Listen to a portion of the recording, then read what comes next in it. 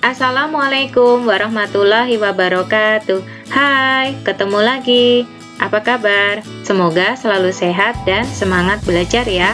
Hari ini kita akan belajar PPKN tema 4 kelas 5 SD untuk materi hak, kewajiban, dan tanggung jawab. Sudah siap ya? Simak video ini dengan baik ya. Nah, yang pertama kita pelajari adalah PPKN subtema 1, macam-macam tanggung jawab. Sebelumnya, kita akan mengetahui terlebih dahulu apa yang dimaksud dengan hak, kewajiban, dan tanggung jawab. Hak adalah sesuatu yang layak kita peroleh, atau bolehnya kita melakukan sesuatu yang kita inginkan. Kewajiban adalah hal atau tindakan yang harus kita laksanakan. Sedangkan tanggung jawab adalah kesadaran dalam diri kita untuk memikul atau melaksanakan kewajiban dan tugas-tugas. Dalam kehidupan kita sehari-hari ada berbagai jenis tanggung jawab yang harus kita penuhi agar kehidupan kita bisa berjalan dengan lancar dan tujuan berhasil kita capai. Dimulai dari tanggung jawab terhadap Tuhan. Tentunya kita semua mempercayai adanya Tuhan. Oleh karena itu, kita memenuhi tanggung jawab terhadap Tuhan sebagai umatnya.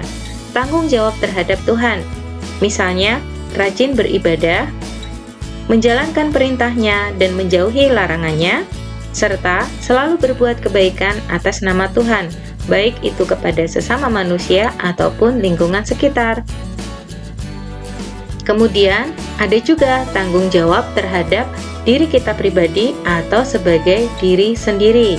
Misalnya, selalu menjaga kebersihan diri.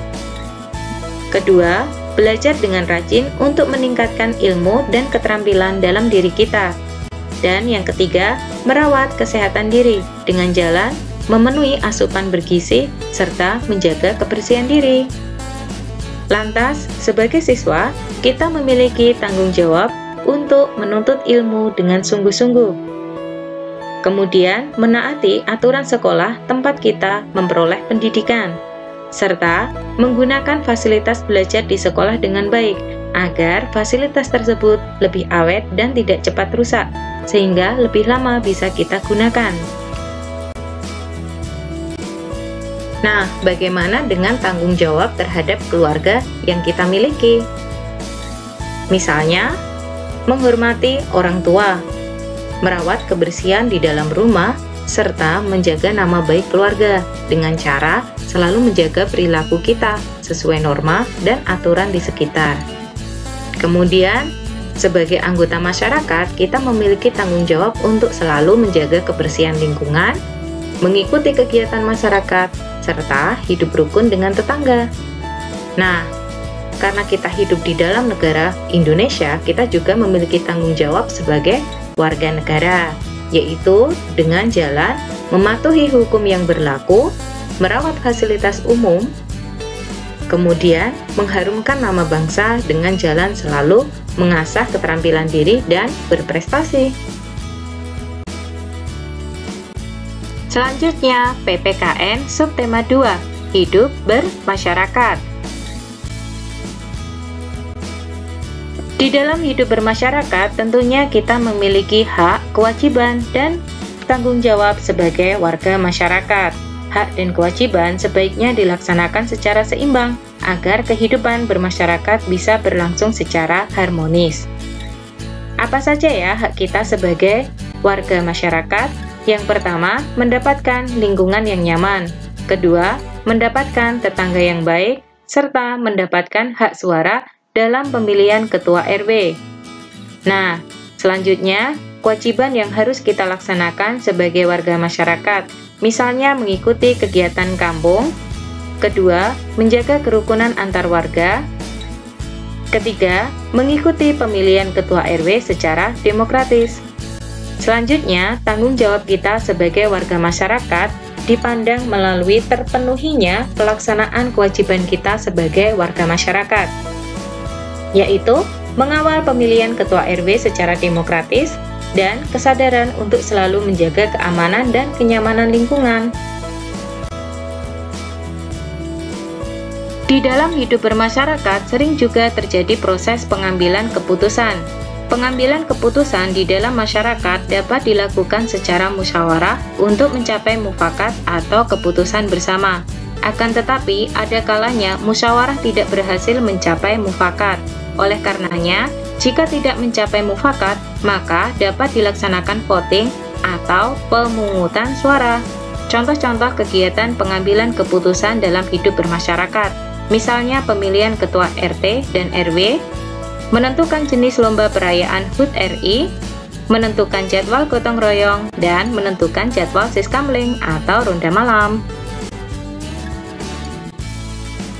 Salah satu proses pengambilan keputusan dalam hidup bermasyarakat adalah pemilihan ketua RW. Nah, pemilihan ketua RW ini memiliki tata cara urutan pemilihan. Yang pertama, dimulai dari pembentukan panitia pemilihan. Panitia ini nantinya akan bertugas untuk menyiapkan dan menyelenggarakan proses pemilihan. Yang kedua, pendaftaran calon ketua RW. Bagi warga setempat yang berminat untuk menjadi ketua RW, dapat mencalonkan diri dan mendaftarkan diri kepada panitia.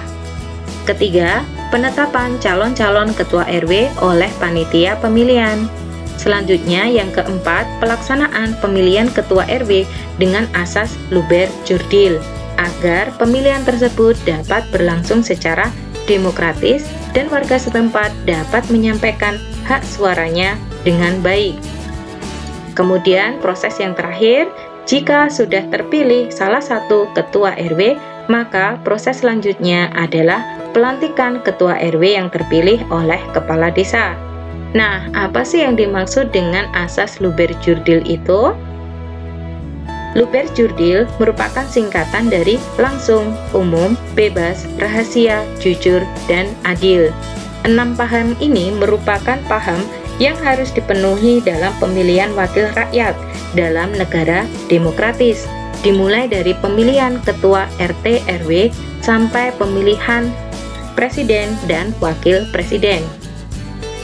Nah, tugas panitia dalam pemilihan ketua RW di antaranya adalah 1. Menyeleksi calon ketua RW yang telah mendaftarkan diri.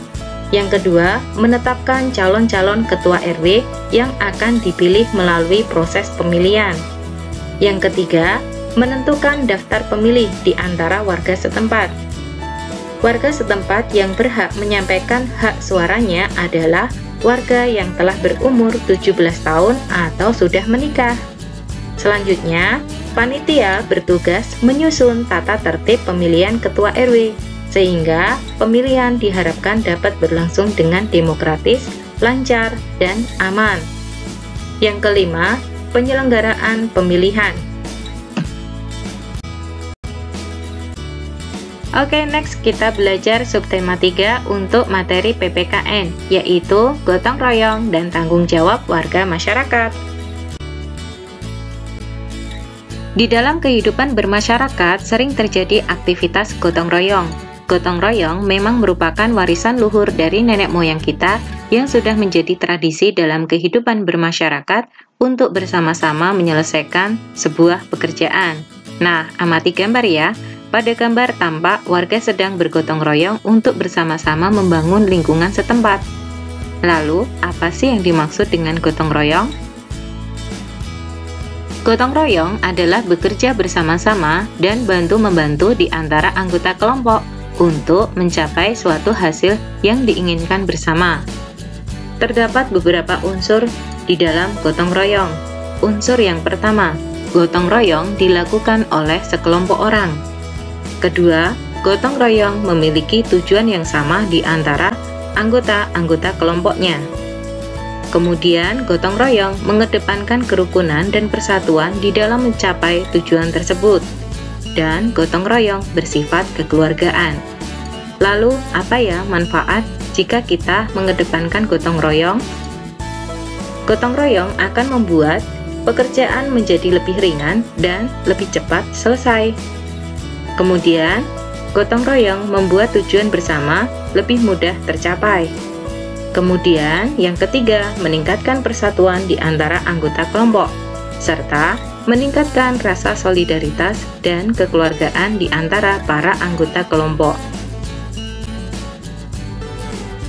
Selain mengedepankan gotong royong dalam kehidupan bermasyarakat, kita juga mengemban tanggung jawab sebagai warga masyarakat.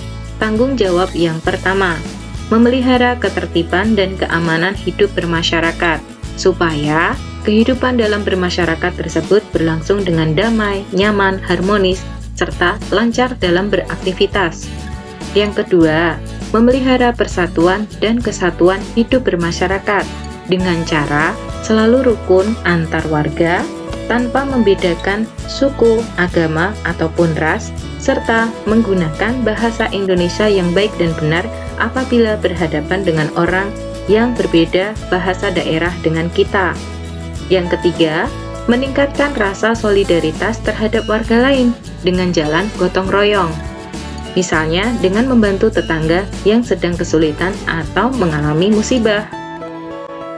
Tanggung jawab yang keempat, menghapus tindakan diskriminasi dalam kehidupan bermasyarakat untuk menghindari disintegrasi masyarakat.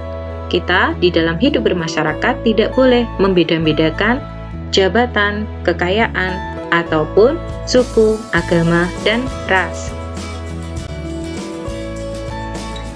Lalu apa saja ya hak dan kewajiban kita sebagai warga masyarakat? Hak sebagai warga masyarakat. Yang pertama, mendapatkan perlindungan hukum melalui pemerintah setempat.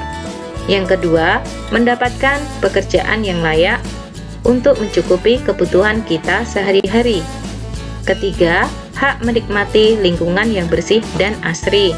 Keempat, hak untuk beraktivitas dengan tenang, lancar, dan damai, ataupun tidak terganggu. Kelima, hak untuk menjalankan kegiatan agama sesuai yang kita anut, serta hak untuk mengembangkan kebudayaan daerah setempat.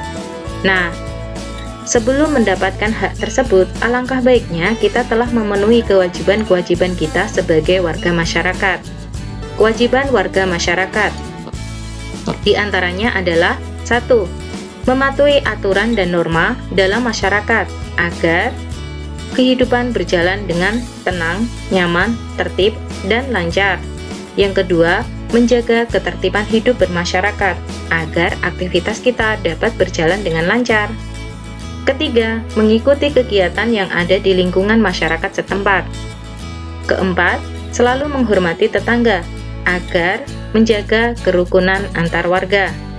Kelima, selalu merawat kebersihan lingkungan agar kita bisa menikmati lingkungan yang bersih dan asri. Yang keenam, selalu membantu tetangga yang terkena musibah sebagai kedudukan kita sebagai makhluk sosial. Nah, tanggung jawab kita sebagai warga masyarakat dipandang dan dinilai dari terpenuhinya pelaksanaan kewajiban-kewajiban tersebut. Nah, kita sudah selesai belajar PPKN tema 4. Terima kasih sudah menyimak video ini dengan baik. Sampai jumpa. Wassalamualaikum warahmatullahi wabarakatuh.